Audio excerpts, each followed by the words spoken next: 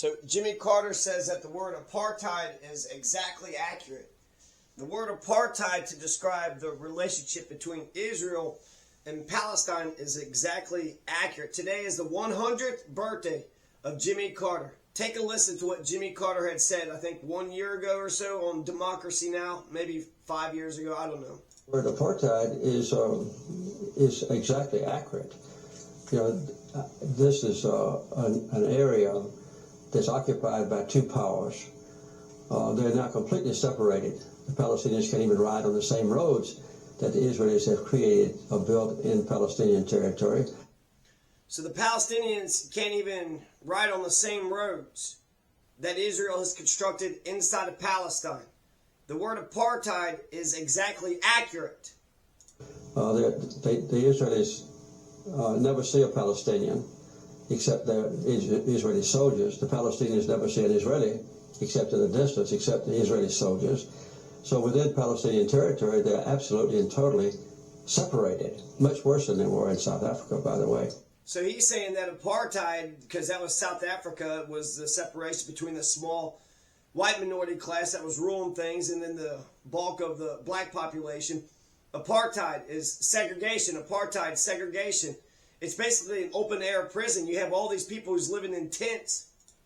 And the other thing is, the other definition of apartheid is one side dominates the other. And the Israelis completely dominate the life of the Palestinian people. The Israelis completely dominate the lives of the Palestinian people. Why don't Americans know what you have seen? Americans don't want to know. The word apartheid. Americans don't want to know. So let's take a listen.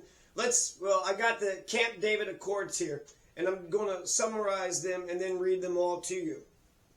So you're going to have Israel and Egypt are going to recognize each other's governments and sign a peace treaty. So Israel and Egypt are going to recognize each other's government and sign a peace treaty, and then Israel pledges to negotiate with the Palestinians for peace.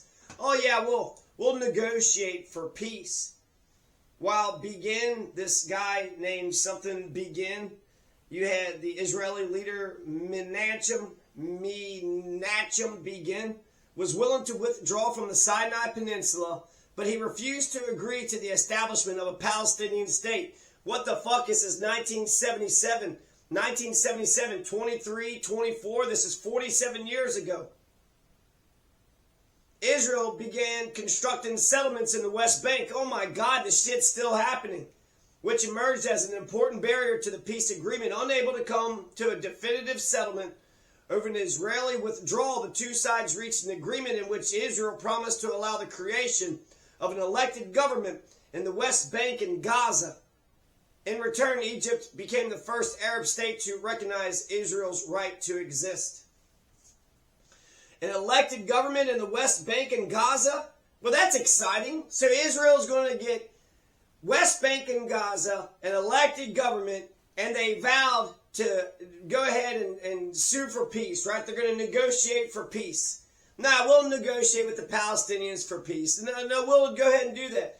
The racism is so obvious. This is a colonialist project. It's white supremacy because of their religion, because of the color of their skin. That's why it's okay to do a genocide against them. 200,000 people have been killed, and most of them women and children and old people. You think that's okay? You think that's acceptable? $8.7 billion. You just had the damn president give them $8.7 billion. That's on top of the 20-something billion dollars you just gave for a fucking month ago. Joe Biden said that he is a Zionist, so he believes that Israel has a right to exist, but he also told Netanyahu that he doesn't agree with the damn thing that he says it does. He doesn't agree with the damn thing that he says it does. Okay, well, when you give them $8.7 billion, it kind of, your stupid ass opinion don't fucking matter shit. Yeah, I don't care what you say. Just show me your budget. Show me the money. Show me where the money is going. Follow the money. $8.7 billion kind of tells me that you're A-okay with that shit. You got a bunch of homeless people living in the sewers in Las Vegas. You got homeless people all across America. You got a lot of poverty, a lot of police brutality. You got a lot of issues that's happening in America. And here, we're going to funnel billions of fucking dollars to finance a genocide. Americans don't want to know. Americans don't want to know what they are doing, what they are causing. Forgive them, for they know not what they do. Eli, Eli, lama sabachthani. My God, why have you forsaken me? So let's just read about the whole thing, because it takes, like, you know, a lot of negotiation. On taking office, Jimmy Carter decided to attempt to mediate the long-running Arab-Israeli conflict. Talk about a deal maker. Jimmy Carter was able to get a deal maker. He had to sell his peanut farm to make sure he wasn't getting any emoluments. He wasn't getting any money from the wealth. He wasn't getting any money from the Saudis. He wasn't getting any money through his hotels. Why didn't we impeach that motherfucker over emoluments? That's in the Constitution. Is anybody reading the damn Constitution? There's a lot of very interesting things in here. You got a speech and debate clause. Essentially, senators and representatives get a say what they want. They're protected by the Constitution. He sought a comprehensive settlement between Israel and its neighbors through a reconvening of the 1973 Geneva Conference. And then there was the raping. All the fucking raping, and then there was a riot because they're against the raping, and then the rapist came out and he had that hood on, and then he fucking took the hood off. So the rapist is, you know, hey, he gets to let his hair down, right? No, the rapist, it's all right. That's, you know what, just a product of war. They put him in jail, so it's like, oh, okay. Well, they are policing themselves. At least they're, you know, they got some standards. No, they have no fucking standards. They don't have any standards whatsoever. They couldn't conquer Palestine and Gaza. Now they just killed 500 people in Lebanon. They're making this war fucking wider and wider. And why? Because they want the United States to be drugged into this stupid, dumb shit. Jimmy Carter convinced Anwar Sadat, the Egyptian leader, to visit Israel in 1978. Anwar Sadat's visit drew the condemnation of other Arab League countries, but Sadat and Israeli Prime Minister Menachem Begin each expressed an openness to bilateral talks. There's going to be the oil crisis, right? With Israel, the OPEC nations are going to basically drop production or drop exports to raise prices. Sadat and Israeli Prime Minister Menachem Begin each expressed an openness to bilateral talks. Begin sought security guarantees. Sadat sought the withdrawal of Israeli forces from the Sinai Peninsula. So they were occupying some of the Sinai Peninsula. They were occupying the damn region in between Israel and Egypt. Oh, we're just going to take this big old fat chunk of land here in between Israel and Egypt. Was that in the Bible? No, we're just a bunch of expansionist, colonizing, occupying sons of bitches. Home rule for the West Bank and Gaza. Oh, great. So they get to rule themselves? No? Then why don't you fucking register them to vote and integrate? You do integration or you do a two-state solution. Those are the only options. Those are the only options. Israeli occupied territories that were largely populated by Palestinian Arabs. Israel had taken control of the West Bank and Gaza in the 1967 Six-Day War, while the Sinai had been occupied by Israel since the end of the 1973 Yom Kippur War. Yom Kippur War. So that means for 4 years they were occupying the Sinai Peninsula. Oh, I'm sure that wasn't going to cause any damn problems. Seeking to further negotiations, Jimmy Carter invited Begin and Sadat to the presidential retreat of Camp David in September 1978 because direct negotiations between Sadat and Begin proved unproductive. Carter began meeting with the two leaders individually. We're going to get an elected government in the West Bank and Gaza. The Camp David Accords were the subject of intense domestic opposition in both Israel and Egypt, as well as the wider Arab world, but each side agreed to negotiate a peace treaty on the basis of the Accords. On March 26, 1979, Egypt and Israel signed a peace treaty in Washington. Carter's role in getting the treaty was essential. Author Aaron David Miller concluded the following: no matter whom I spoke to, Americans, Egyptians, Israelis, most everyone said the same thing. No Carter, no peace treaty. Carter himself viewed the agreement as his most important accomplishment in office. You also have, the Miller Center. Israel pledged to negotiate with the Palestinians for peace. Oh, okay. The Camp David Accords. The greatest foreign policy success of the Carter presidency involved the Middle East.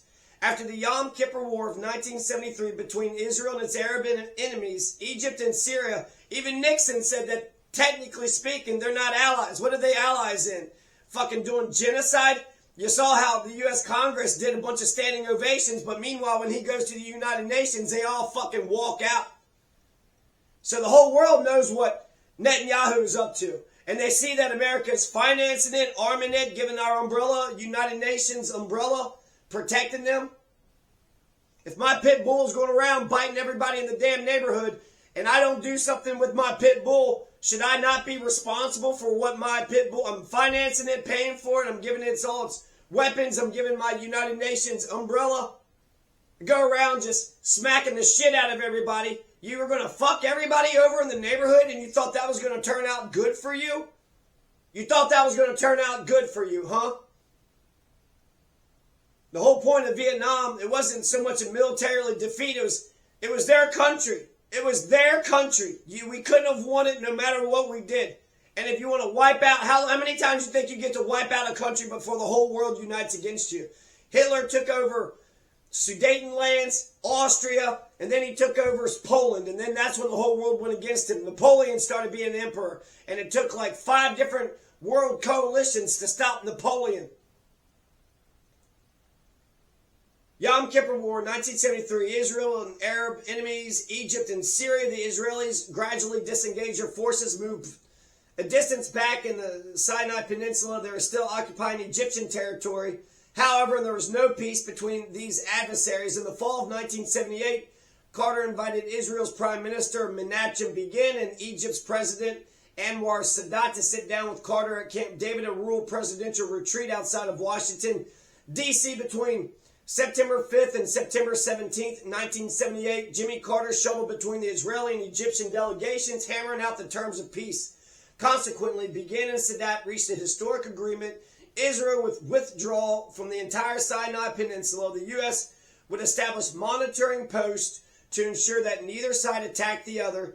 Israel and Egypt would recognize each other's governments and sign a peace treaty. Why don't we have monitoring posts right now to make sure that Palestine and Israel are not attacking each other? Israel and Egypt would recognize each other's government and sign a peace treaty. Israel pledged to negotiate with the Palestinians for peace. Not since Teddy Roosevelt's effort to end the Russo-Japanese War in 1905 had a president so effectively mediated a dispute between 2 other nations.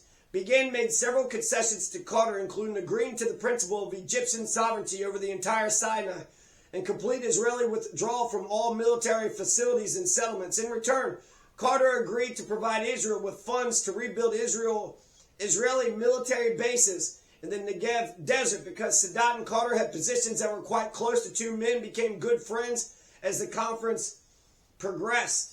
Sadat also made some concessions to Carter, which alienated some of his own delegation. His prime minister resigned at the end, believing that Sadat had been outmaneuvered by the Americans and Israelis. The Camp David Accords initialed